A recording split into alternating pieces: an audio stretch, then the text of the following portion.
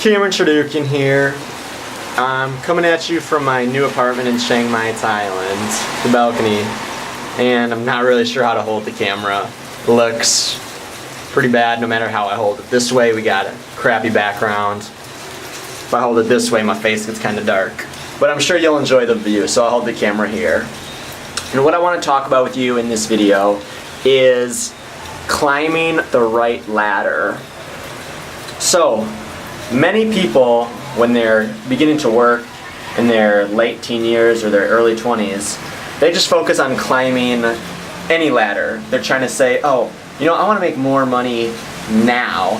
So maybe that means if you're a ESL teacher abroad, if you're teaching English, you're like, I just want to make more money. So I'm gonna do this next certification. What these people aren't realizing is that, if you're climbing this ladder of teaching English, maybe you can only cap out at some international school abroad for maybe $3,000 a month. Or if you're in some kind of field, like say, if you are like, what can we say?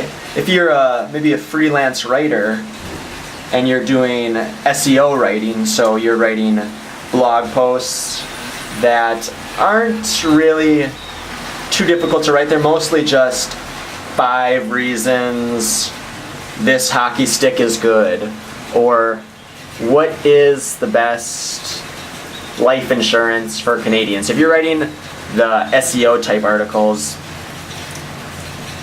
that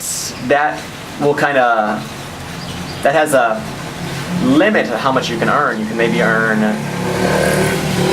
maybe 2 cents a word, 3 cents a word, 4 cents a word for the SEO type articles. And then once you cap out, you're capped out. You've climbed that ladder and you've spent a lot of time and effort in doing so. But what was the reward? The reward was 4 cents an hour. So maybe you're making $15 or $20 an hour. And that's it. And you spent a lot of time climbing that ladder.